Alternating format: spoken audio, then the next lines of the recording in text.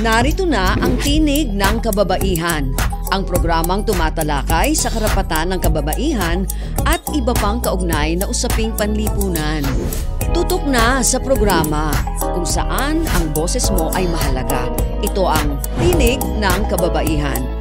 Mapapakinggan tuwing Biyernes 1:00 hanggang 2:00 ng hapon sa Radio Magazine 1278 AM at replay tuwing Sabado 5:00 hanggang 6:00 ng hapon sa Radio Pilipinas 738 AM. Mapapanood rin sa Facebook page ng Philippine Commission on Women at Radio Pilipinas. Makinig on air at manood online sa Tinig ng Kababaihan. Tinig ng kababaihan. Happy TNK Day, Pilipinas! Kayo po ay nakatutok sa Radyo Magazine 1278 AM po para sa isa na namang episode ng programang tumatalakay sa gender equality at women empowerment. Mula po sa Presidential Broadcast Service, Bureau of Broadcast Services, ako po si Sharon Enriquez. At mula naman po sa Philippine Commission on Women, ako po si Shika Sandigan na pansamantalang humahalili kay Miss Honey Castro.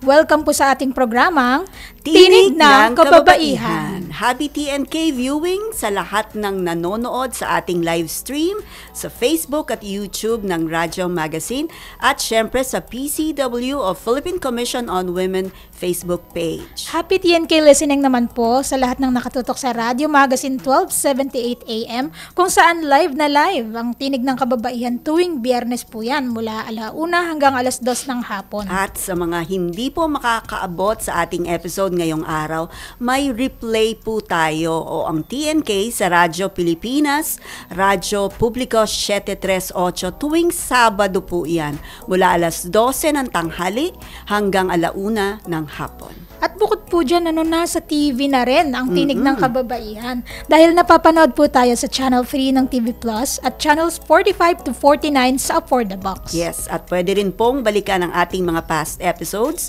ng TNK doon po sa TNK webpage na makikita sa inyong mga screen at sa YouTube channel ng Philippine Commission on Women. Bukod pa po sa videos, uploaded rin po ang mga audio file ng ating mga TNK episodes sa PCW Digital GAD Library. Bisitahin lamang po ang library.pcw.gov.ph at isearch lamang ang Tinig ng Kababaihan. Yes, at mga ka-TNK, isang dagdag GAD alaman po. Alam ba ninyo na tuwing November ay ginaganap ang FOI Summit and Awards? Kung hindi po kayo pamilyar, ang FOI ay tumutukoy sa Freedom of Information. Tama ka po, Miss Sharon. So, ang FOI program ay ang tugon ng ating gobyerno sa panawagan para sa transparency at full public disclosure ng impormasyon. Ito rin ay isang mekanismo na nagpapahintulot sa mga mamamayan na humingi ng anumang impormasyon tungkol sa mga transaksyon at operasyon ng pamahalaan. Yes, pero take note po na ang access sa mga impormasyong ito ay dapat may kaakibat na pagmamahal sa ating bansa dahil hindi natin dapat inilalagay sa panganib ang ating privacy o mga usapin ng ating national security. I agree po, Miss Sharon. Pero mga ka-TNK, bago po natin talakayan ang FOI at ang kahalagahan nito, dumako muna tayo sa ating featured GAD work for the week. GAD work na good work? I-flex na yan! Sa featured GAD work, hindi lang basta pasado, dapat stand out sa pagbabago. Kung may game-changing na adhikain, deserve ipa-trending. Mahigit 350 women PDLs o naging beneficiaryo ng isang dental mission. Mahigit 350 women PDLs o persons deprived of liberty sa correctional institution for women ang nakatanggap ng libreng dental service noong October 26. Sa pamamagitan po yan ng isang dental mission na inorganisa ng Mencius Lodge 93, Manila Health Department Dentists Association at ang Kababaihan Organization. Ang nasabing programa ang unang komprehensibong dental mission for correctional institution for women sa loob ng maraming taon. Kabilang po dyan sa mga serbisyong ipinagkaloob ng programa programa ay ang paglilinis ng ngipin, syempre, pagpapasta, pagbubunot ng ngipin, at pagpapapustiso. Wow! Nilahukan po ito na 15 volunteer na mga dentista. Ayon po kay Department of Justice Undersecretary Margarita Gutierrez, malapit sa puso niya ang Correctional Institution for Women o CIW at nagpapasalamat po siya na may mga dentista na handang magbigay ng kanilang oras at serbisyo para sa mga kababaihang PDLs. Namahagi rin po ang Kababaihan Organization ng mga oral hygiene kits na donasyon naman ng Lamoyan Corporation. Ayon kay Dr. Joanne Carbonell ng Manila Health Department Dentists Association, agad silang nagboluntaryo dahil alam nila na ang mga dental service ay madalas na hindi prioridad sa mga correctional facilities. Correct. Idinagdag din ni Correctional Institution for Women Dental Officer Inspector Christine Senal na ang dental mission na ito ay isang malaking tulong dahil karaniwan na pagbunot ng ngipin lamang ang iniaalok ng mga naturang pasilidad. Kaya nga po, binigyan diin ni Mencius Lodge 93 Worshipful Master Neil Macasiar ang kanilang dedikasyon sa serbisyo na nagtatampok kung paanong ang pangangalaga sa ngipin ay makatutulong sa pagbabalik ng kumpiyansa at dignidad ng mga kababaihang PDL. Ayan, good job po no sa Mencius Lodge 93, Manila Health Department Dentist Association at Kababaihan Organization no, sa kanilang featured God work. Samantala, Ms. Sharon, dumako naman po tayo sa ating hashtag Say sa TNK Question of the Week. Oras na naman para sa hashtag Say sa TNK, kung saan natin pinupulsuhan ang ating mamamayan tungkol sa topic natin kada episode. Para sumali, bisitahin at i-follow ang PCW Facebook at X accounts sa @PCWGovPH kung saan ipopost kada Webes ang ating question for the week. Dito sa TNK, lahat tayo may say. Kaya makipagtalakayan na sa amin at sumali sa hashtag Say sa TNK. Mga ka-TNK, kung bibigyan ka ng access sa impormasyon ng gobyerno, ano ang isang bagay ang agad mong hahanapin at bakit? So, yan po ang ating question of the week. Nakapost na po ito sa PCW Facebook page at sa ating Godvocates Community Facebook group kung saan pwede po kayong mag-comment ng inyong mga insights. Pwede rin po kayong mag-text sa 0917-845-4814 at babasahin namin ang inyong insights bago po matapos ang ating programa. Uulitin ko po ang numero 0917-845-4814. Mag-text na po kayo dahil dito sa TNK, lahat tayo ay may say. At para po mabigyan linaw kung bakit yan ang ating Say sa TNK Question of the Week, may makakasama po tayo mamaya yan upang ipaalam sa atin kung ano ba ang mga impormasyon ng gobyerno na pwedeng ma-access po ng publiko. Sino po kaya siya? Malalaman natin yan sa pagbabalik ng Tinig ng Kababaihan. Huwag bibitiw, magbabalik agad ang programang nagbibigay tinig sa mga kwento, adhikain, tagumpay at dagdag kaalaman para sa kababaihan. Ito ang Tinig ng Kababaihan. Tinig ng kababaihan. Tanong na madahalaga niya. Game, 1, 2, and...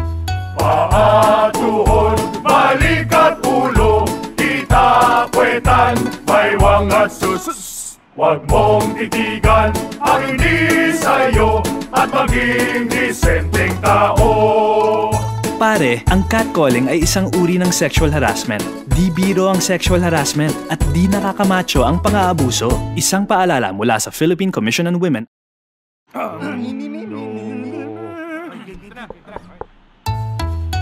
Ang sumitsit ay bang-mang-mang, ang sumipol ay bang-hunghang. Ang babae sa lansangan, huwag iritan kundi igalang. Pare, ang catcalling ay isang uri ng sexual harassment. Di biro ang sexual harassment at di nakakamacho ang pang-aabuso. Huwag iritan kundi igalang. Isang paalala mula sa Philippine Commission on Women. Chong chong chong chong pasipol-sipol mga manong sa labas magpigil at gumalang kaya ikaw sara bibig kundi maganda ang lalabas. Pare, ang catcalling ay isang uri ng sexual harassment. Di biro ang sexual harassment at di nakakamacho ang pang-aabuso. Kaya ikaw sara bibig kundi maganda ang lalabas. Isang paalala mula sa Philippine Commission on Women. Nagbabalik ang makabuluhang talakayan, pagbabahagi ng kaalaman at pagbibigay tinig sa mga kwento, adhikain at tagumpay ng kababaihan.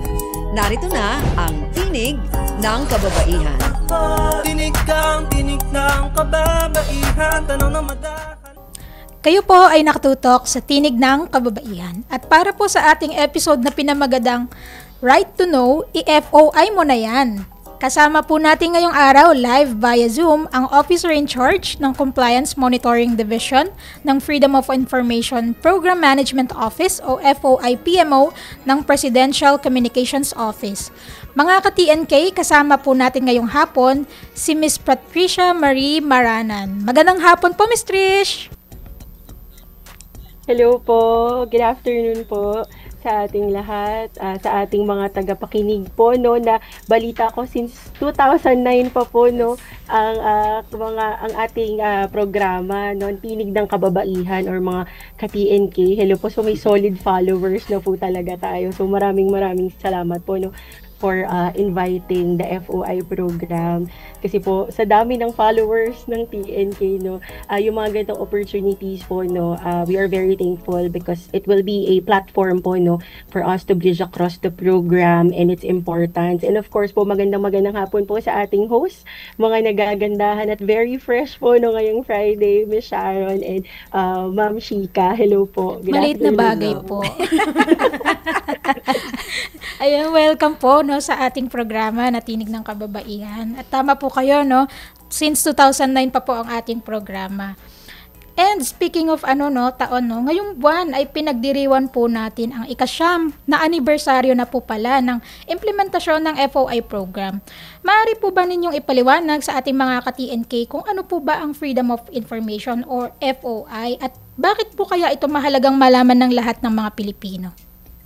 Ayan, sige po, Ma'am Shika, ikukwento po natin, no, ibabahagi po natin yan, no. So, the Freedom of Information po, no, or the Executive Order Number 2, Series of 2016, this is the mechanism po, no, that ensures access to information po, no, is being operationalized across the executive branch. So, it includes po, no, our national government agencies, yan, kasama po dito yung ating departments, yan, for example mo, si DOLE, DSWD, kami po, no, PCO, DOST, DA, yan, and then yung ating mga attached agencies, bureaus, yung ating mga commissions, authorities, or council, so yan, si MMDA, PCW, yan, kasama po, no, NPC, TESDA, and then yung ating mga government-owned and controlled corporations po, no, yan yung ating mga PhilHealth, SSS, GSIS, yan, kasama po natin sila, no, that implements the FOI program, and then yung ating mga SUCs po, no, or yung ating mga state universities and colleges. So, kasama po si UP, yan, si PUP, si IRIS, and just to mention some po, no, and yung ating mga local water districts or yung ating mga local water providers po, no. And encourage din po yung ating mga LGUs po, no, na implement, no, or to pass their own local ordinances, no, to bring the FOI program closer po, no, sa ating mga citizens. So the FOI program po ensures po access to government information and that it is also being afforded po, no, sa ating citizens. Mahalaga po kasi nilang malaman that FOI program po, no, gives the doorway po, no, to access government information so they can exercise their right to government information.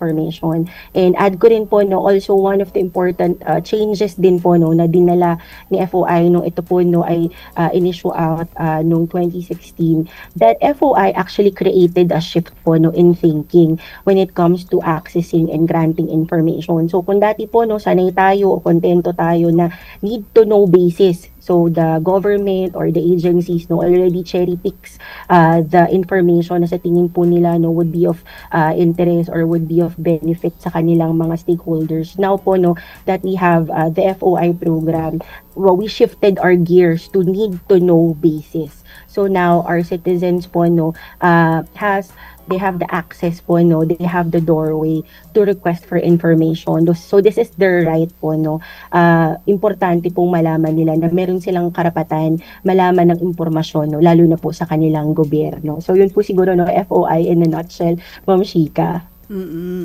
Ma'am, ano naman po yung Executive Order number 02 series of 2016?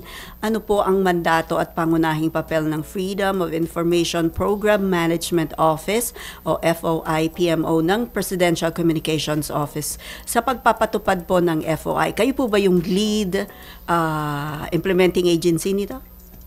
Yes po. Thank you po, Ma'am Sharon, sa inyong katanungan. Yes po, when we look at, pag nakita po natin Executive Order number 2, series of 2016, automatic po yan, It's the FOI program. And it is our office po, the Freedom of Information Program Management Office. Nasa ilalim po kami ng Presidential Communications Office po, na nagpapatupad ng FOI.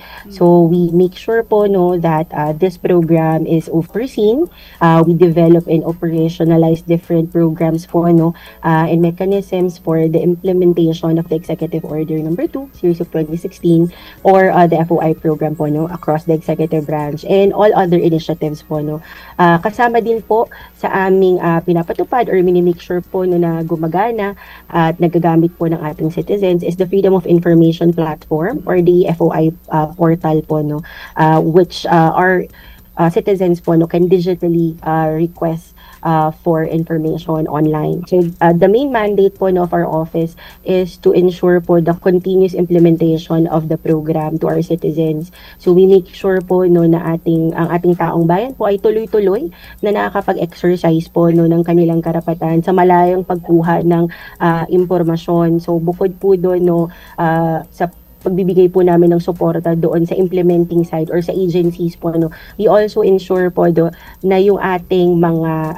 citizens po we do different capacity building activities po for them para din po malaman nila si FOI. So kasama din po yan sa aming mandate. So we hold different activities. Yan, meron po kami mga FOI Campus Caravan for the students, for the academe. We also have the Barangay FOI para po mas mapalapit po si FOI sa ating mamamayan. So dito po this is at a granular level po of capacitating and bringing down access to information. And then we have FOI for librarians kung saan po naniniwala kami that our librarians are the information gatekeepers po so we give them FOI training. So equivalent po yan to CPD units po na tinatawag nila.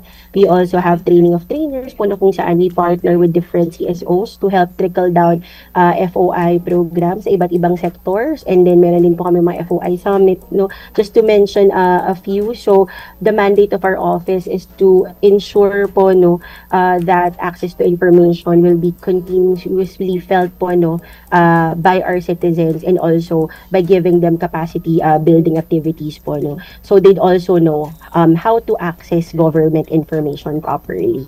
So yun po. Ma'am, follow-up question lang regarding ang PCO as lead agency ng FOI program. Ano po yung usually natatanggap nyo ng mga tanong coming from the public? Marami po talaga, ma'am. Si FOI talaga, ginagamit talaga siya for research yan. Si academe po talaga ang kadalasan. Alam ni Ma'am Shika yan. Yung mga natatanggap po nila na katanungan as one of our FOI officers. Ayan, kasama niya po si Ma'am Hani. Kadalasan po talaga data sets. Yan, ang hinihingi po nila talaga. And I think magandang senyales din po siya, kasi nakikita din po natin how our citizens po kumbaga yung pagbabago po nila sa pagtingin nila sa information, na ngayon po kailangan information based decision making. Kaya po siguro tumataas din yung pagkuha ng datasets, yan po information, mga research materials. Usually po ginagamit talaga si FOI for the research po or getting information for better decision making. Okay. Ano naman po yung proseso o hakbang na dapat sundin para makahingi na access sa mga dokumentong ito na nais syempre makuha ng ating publiko? Ayan. Unang-una po, no, ma'am, since FOI nga po is a doorway, no, to access government information. So, unang-una po, kailangan kakatok sila. Ayan. Yun po yung, trigger. Ayan. Kakatok po sila by lodging their request for information. Since FOI po kasi, no, works under reactive disclosure po, no, kung tawagin natin. So, ibig sabihin po, tama po, dapat may trigger siya. And the trigger should be their question, no. So, number one po, they should lodge their inquiry, their questions po, no, sa ating FOI platform. So, it can be personally sa agency po, no, na kanilang gustong pag-requestan, or digitally po, no, through our eFOI platform. And then, kasama din po, no, madali lang din po ang requirements natin. Once na meron ka ng tanong na gusto mong masagot or information na gusto mong makuha, no, you lodge that request by filling out an FOI request form, and then you provide your government issued ID. So, kung student, your school ID po, no, can be an alternative. So, yan lang po yung hihingiin sa atin, no, ng ating mga FOI officers. Then, they'll be, ipapasa po nila yan, no, sa ating FOI officers, and then, mag-aantay lang po sila ng 15 working days po, no, to process everything. So, once na okay naman po, no, the information will be provided. So, madali lang po ang hakbang. Just file your request together with your FOI request form and your government-issued ID. Yun lang po. The government will already process your request for information po. Ayan, no, ang dali na lang. Kasi, medyo high-tech na rin talaga eh. Oo, online na lahat. Yan online po ay, no, Ma'am Trish, sa lahat ng agencies, as in, hindi lang po yung PCO, no? Lahat na yung mga nabanggit nyo. Yes po, ma'am. Ano po yan, across the executive branch po yan. Mag-reply sila. Yes, ma'am. They are mandated to reply po, no, sa ating citizens po, sa kanilang katanungan. Kanina po nabanggit nyo po, no, na mga datasets po actually yung madalas na hinihingi, no, sa mga ahensya. Pero kayo po as an pioneering implementing agency ng FOI, may data po ba kayo kung gaano po kabilis natutugunan ng mga FOI requests? At sino po kaya yung madalas na mag-request ng documents? Mga babae po ba or mga kalalakihan? Ayan po, no, Ma'am Shika. Actually po, no, dun po sa, kumbaga sa gender, parang wala po ako maibibigay dyan since FOI is very inclusive po, no. So, hindi natin tinitignan po, no, kung sino yung nagre-reply. Pero po, no, doon sa pag-categorize po siguro sa I can provide information. So, usually po talaga, ang nag-utilize ng FOI is yung private citizens po, no. Yung mga curious citizens po natin, pag meron silang tanong, lalo na po, no, if there are issues na nagiging public interest, yan, they lodge their questions, their queries. Pangalawa po dyan is yung ating academe po, no, yan. Sila po yung pangalawa sa pinakamataas po na nag-utilize ng FOI. And pangatlo po is yung ating mga CSOs, yan, NGOs, yan. They also request for data. And then, ang pinaka medyo maliit po, no, pangalawa sa paliit is businesses po, no, private businesses. So, they usually request for information para po sa pag-build ng kanilang negosyo, yan, no, kung meron silang gustong malaman for better decision making. And then, lastly, si media. Ayan. Minsan po may mga onting media pa rin na nagre-request, yung mga hindi po nagmamadali, no. Sila po yung, kumbaga, smallest na nag-utilize ni FOI. So, yan po, yung mga sectors po, no, we usually request for information. Doon naman po, no, so gaano kabilis, no, natutugunan ng isang FOI request. Though we have a base timeline po, no, or time frame of 15 working days for simple requests, I'm happy po, no, to share po sa ating mga citizens na it only takes 7 to 8 working days po, no, para makapag-process ng isang FOI request. So, ibig sabihin po, no, our FOI officers, yung ating government po, no, mas mabilis silang tumugon po, no, sa ating mga FOI requests, yan. And PCW po, no, isa rin sa mga mabibilis na mag-release ng information po, no, despite of the voluminous request minsan for the data. So, yun po, mabilis naman po natutugunan even if we have that 15 working day time frame po, no, for simple request. Ma'am Shika. Okay, maraming salamat, Ms. Trish. Yan po sa mga ibinahagi nyo. Unang bahagi pa lamang po yan ng ating talakayan. Samantala mga ka-TNK, puputulin muna natin ang ating usapan. Magbabalik po ang ating programa pagkatapos ng ilang paalala. Huwag bibitiw, magbabalik agad ang programang nagbibigay tinig sa mga kwento, adhikain, tagumpay at dagdag kaalaman para sa kababaihan. Ito ang Tinig ng Kababaihan. Tinig ng kababaihan, tanong na madahalaga niya. Game, 1, 2, and... Paa, tuhod, balik at ulo, kita, puwetan, baywang at sus. Huwag mong titigan ang hindi sa'yo at maging disenteng tao. Pare, ang catcalling ay isang uri ng sexual harassment. Di biro ang sexual harassment at di nakakamacho ang pang-aabuso. Isang paalala mula sa Philippine Commission on Women.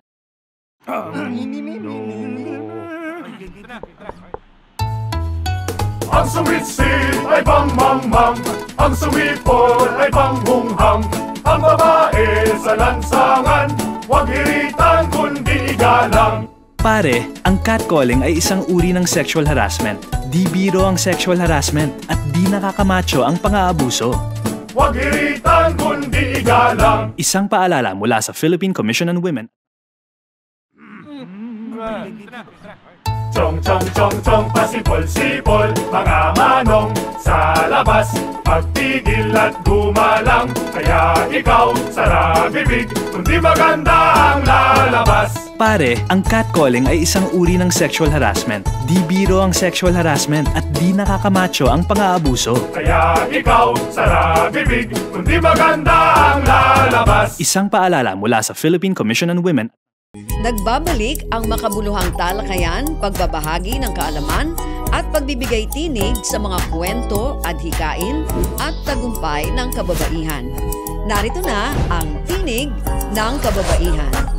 Tinig ng kababaihan, tanong na madahalaga. Welcome back po sa Tinig ng Kababaihan para sa pagpapatuloy po ng ating episode na pinamagatang Right to Know. I-FOI mo na yan. Kasama pa rin po natin live via Zoom si Ms. Patricia Marie Maranan mula sa FOI PMO ng Presidential Communications Office.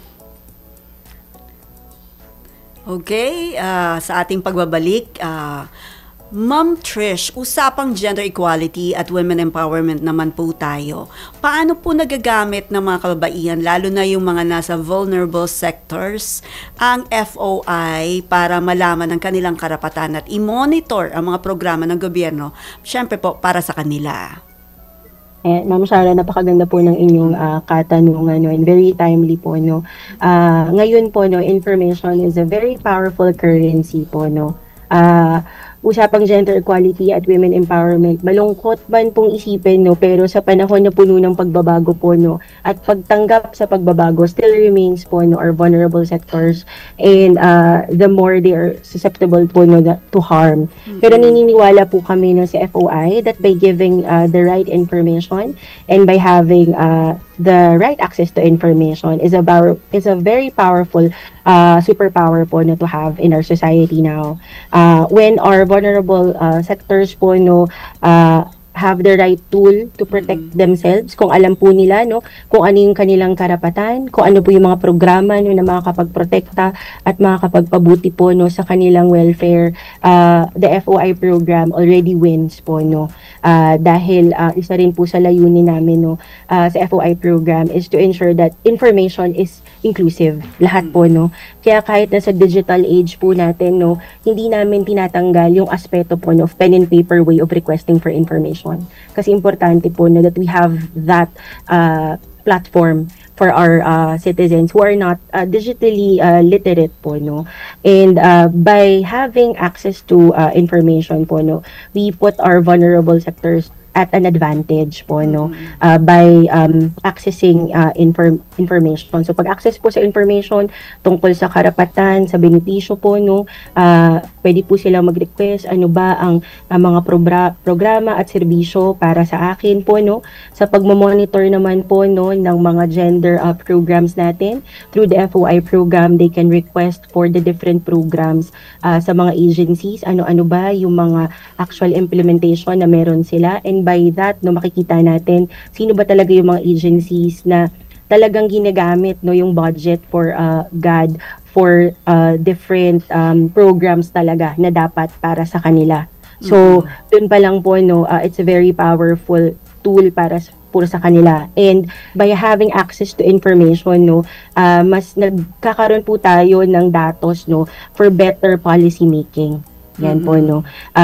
Dahil pag nakakuha po, for example po, no, mayroong women's rights po, no, na group na nag-request ng FOI data. And then from there po, no, they can create policies. They can see, no, dito pala may kakulangan. So maybe we can do something, no, to help the government. And of course po, no, sa pagtiyak ng accountability and transparency po, no, very important po, no, na ngayon na meron tayong access sa information po, no, because it is a very powerful currency po, no, and by having that, meron tayong superpowers po, no, to protect ourselves po, Ma'am Sharon. Thank you po, Ms. Trish. So, nabanggit niyo po, no, yung transparency tsaka accountability. So, recently po kasi ay naging usap-usapan ng pagre-release ng Statements of Assets, Liabilities, and Net Worth or SALNs only to proper authorities. Ano po ba ang nais din yung iparating sa publiko tungkol po sa issue na ito? Okay po, nako ma'am. Medyo po, no? Mainit ang tanong, pero sagutin po natin. Para po, no, sa aming opisina, SALN po, no, is a public document. So therefore po, it is a document that can be accessed and should be afforded po, no, to our citizens. So kailangan po talaga na ibibigay siya.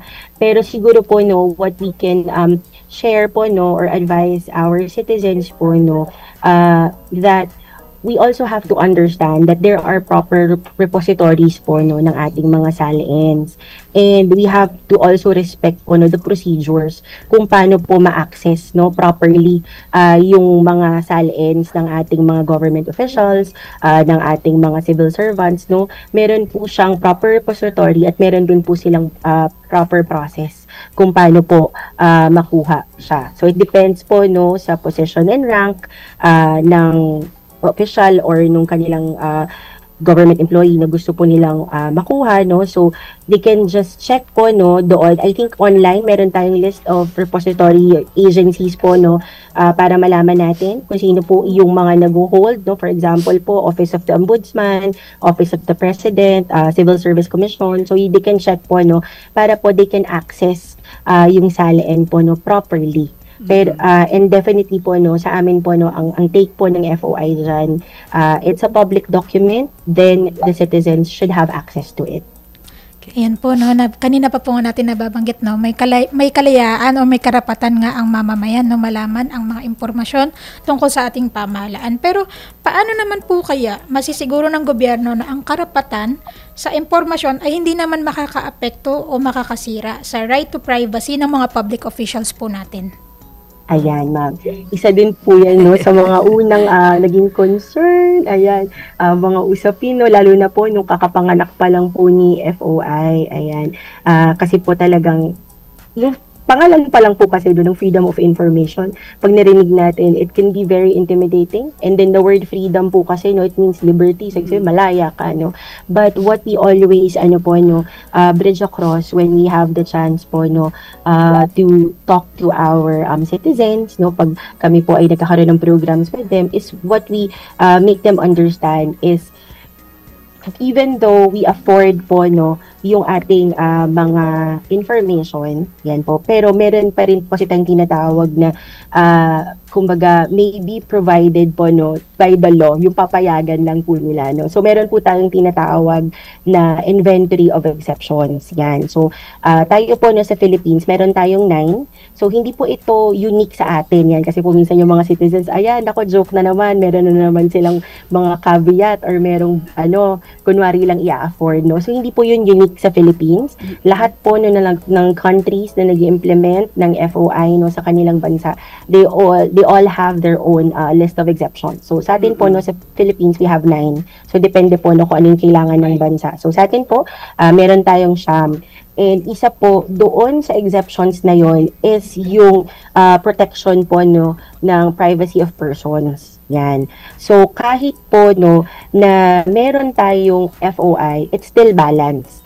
Isa rin po kasi sa akala nila, no, na si FOI and si data privacy, we clash. No, actually, we harmonize with each other po, no? So, kung ano po yung sasabihin nila na hindi pwedeng ilabas kasi it can endanger someone's privacy, then the FOI program po, no, will follow, will respect that, no?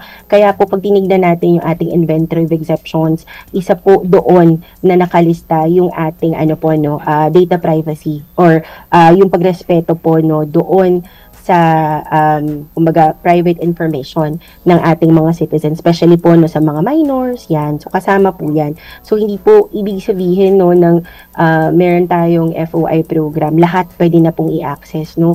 Nandun pa rin po no, yung ating pag-alala doon sa mga confidential information ng ating government no, to ensure naman po no, na safe pa din yung mga datasets na hindi po nating pwedeng ilabas. Okay. Regarding naman, Ma'am Trisha, yung magaganap po na 2025 FOI Awards, syempre sa November 28 po yan. Sino-sino po yung mga pararangalan dito at bakit po mahalaga na magsagawa ng mga ganitong pagkilala o parangal? Ayan po, no. So, doon po sa mga paparangalan, ayan, for the awardee, secret po muna. Ayan, surprise po. Okay. Sa November 28, ma'am, kung sino po yung mga mag-uwi, no, or kung sino po yung mga nagtagumpay na nominees, ayan. Pwede naman po siyang antabayan, no. It will be live stream po sa aming Facebook. Yan, katulad po ng ating interview ngayon, no, naka-cross-post po siya sa amin. Yan. Kung gusto po ng mga ka-TNK natin na manood at abangan, no? Ayan, pwede po nilang panuurin para malaman po nila sa November 28 who will be, bringing home the FOI award natin. Importante po, no, sa amin, especially for our office po, no, to hold the FOI awards every year. Kasi dito po namin napapakita, no, yung pagpapasalamat po namin doon sa ating mga government agencies, institutional partners, mga individuals, and civil society organizations po, no, to recognize and appreciate po no, their outstanding contributions po and dedication po no, sa pag-implement ng FOI program. It is important po no, for us to hold this yearly event to celebrate po no, those who have helped us in making FOI a household name. And also, maganda rin po ito no, para makita rin po ng ating citizens na dedicated po no, yung kanilang gobyerno and other institutions po no, in ensuring yung kanilang right to information, no? Hindi lang po sa government information, but right to information.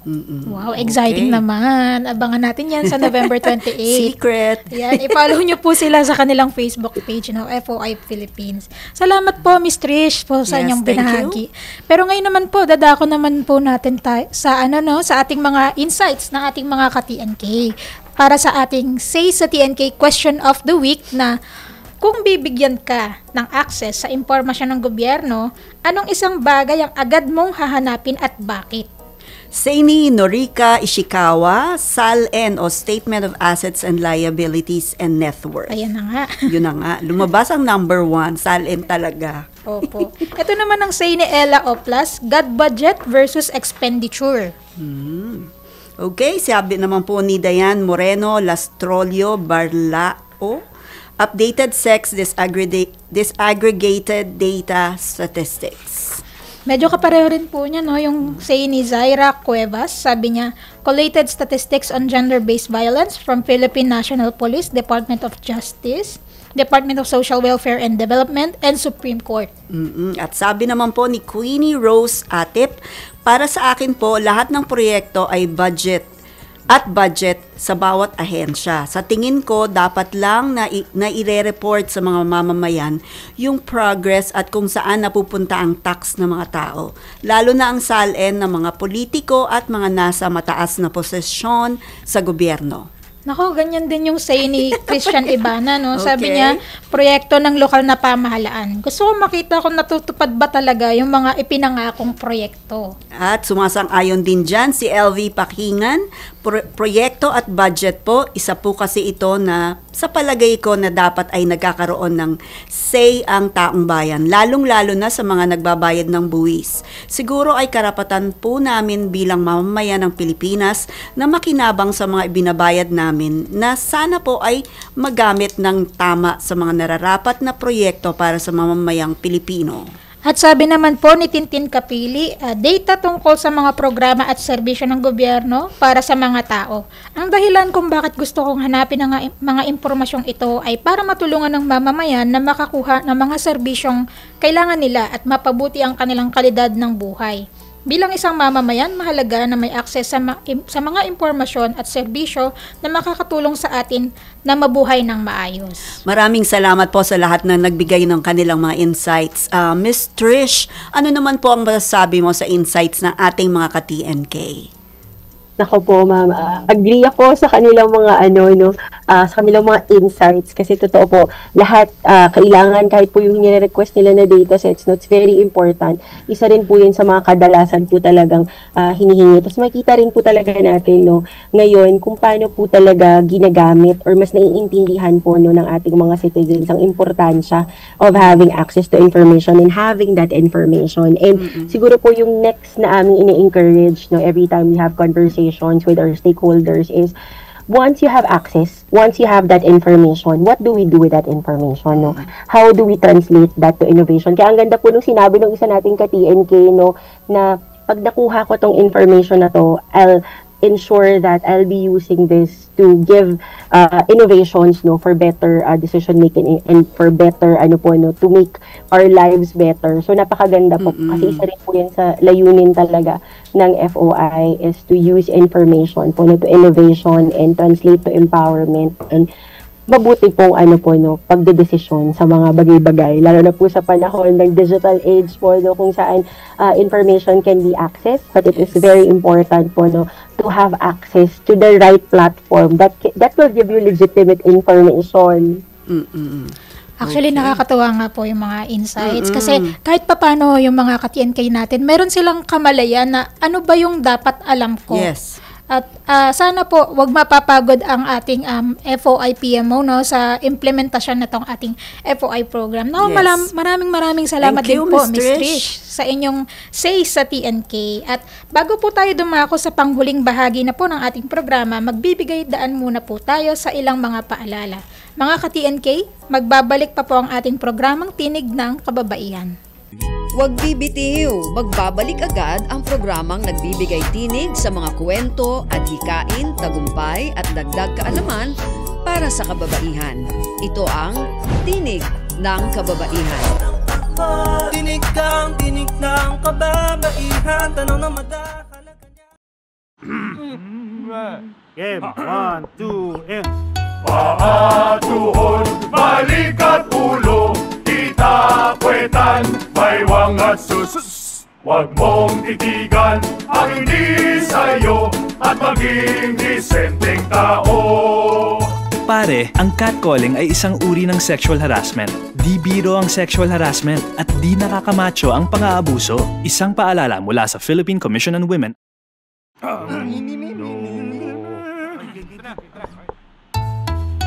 Ang suwit-sit ay bang-mang-mang, ang suwipol ay bang-hunghang, ang babae sa lansangan, huwag hiritan kundi igalang.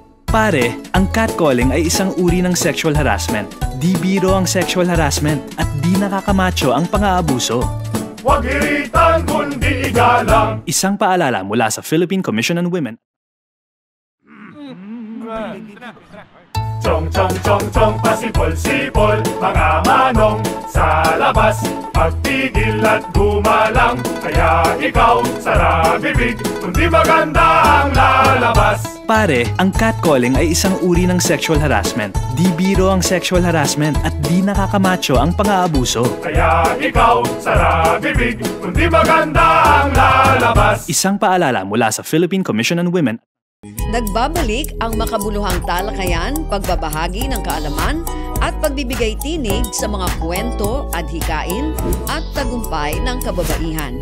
Narito na ang Tinig ng Kababaihan. Tinig ng kababaihan, tanong na madakal. Welcome back po sa Tinig ng Kababaihan para po sa ating episode na pinamagatang Right to Know, i-FOI mo na yan. Kasama pa rin po natin live via Zoom si Ms. Patricia Marie Maranan mula po sa FOI PMO ng PCO. Last question po, Ma'am Trish, bilang pagtatapos, ano po ang inyong message o mensahe sa ating mga ka-TNK na nais makamit ang kanilang freedom of information? Una-una po, thank you po ulit for inviting us and for giving us the chance po to impart what the FOI program po sa inyong mga solid followers po ng ka-TNK. Maraming salamat po. Siguro po as a closing po sa interview na ito, our right to access government information po is already embedded within our constitution. Nasa constitution na po natin yan, but what the FOI program gave us is a platform po, It made us a tool, and that tool po is only useful when we utilize it. So when we use it, when we exercise it, mas tumitibay po siya. Yes. Mas nagiging kumaga po na-forge natin yung tool na yon. So siguro po I will be encouraging po our citizens to exercise their right to information more. So it will be a household na po, yung pagkuha ng information, it will be so normal that it will be definitely the vehicle po to dismiss misinformation. So yun po siguro, pahihimukin ko po ulit-ulit, gamitin niyo po ang FOI. Kahit po nandito to, kahit maging batas ito, kung hindi po gagamitin ng ating citizens, hindi po natin makikita ang kapangyarihan ng impormasyon. So yun po siguro ang iiwan ko sa ating mga viewers. Again po, maraming salamat, Ma'am Sharon, Ma'am Chika, for inviting us here. Thank you po, Ms. Trish. Muli, maraming salamat po kay Ms. Patricia Marie Maranan. Siya po ang Officer in Charge ng Compliance Monitoring Division ng Freedom of Information Program Management Office o FOI PMO ng Presidential Communications Office. Shoutout po sa lahat ng FOI receiving officers sa buong Pilipinas, pati rin po sa mga FOI decision makers ng bawat ahensya, At shoutout din po sa inyo sa inyong lahat diyan sa FOI PMO. Yes. Thank you again, Ms. Trish. At sa punto pong ito, nais nating pasalamatan ng Radyo Pilipinas Presidential Broadcast Service Bureau of Broadcast Services sa pamumuno po ni Director General Fernando Dindo Amparo Sanga at sa mga production personnel na nakatuwang po natin sa broadcast ngayong araw. Salamat din po sa mga nakakasama natin mula sa Philippine Commission on Women na pinamumunuan ni Chairperson Ermelita Valdiavilla at sa Corporate Affairs and Information Resource Management Division o CARE-MD na bumubuo sa TNK Production Team. Shoutout sa CARE-MD team na nandyan ngayon sa office. Tandaan po, bilang Pilipino, karapatan natin ang magkaroon ng access sa mga dokumento, opisyal na record at impormasyon ng pamahalaan. Ito ay hindi lamang pribilehiyo. Ito ay sandata ng mamamayan para sa katotohanan, transparency at pananagutan. Mga ka-TNK, ako po si Sharon Enriquez. Ngunit, habang ginagamit natin ang karapatang ito, tungkulin din natin na maging profesional, responsable, mapanuri, makatarungan at makapilipino. Kaya mga ka-TNK, sa ngalan po ni Ms. Hani Castro, ako po si Shika Sandigan. Manatiling nakatutok sa Radyo Magazine 1278 AM at sa Radyo Pilipinas, Radyo Publiko 738 hanggang sa susunod na episode ng ating programang Tinig ng Kababaihan. Tinig ng kababaihan, tanong na madakal, kanyang di mata.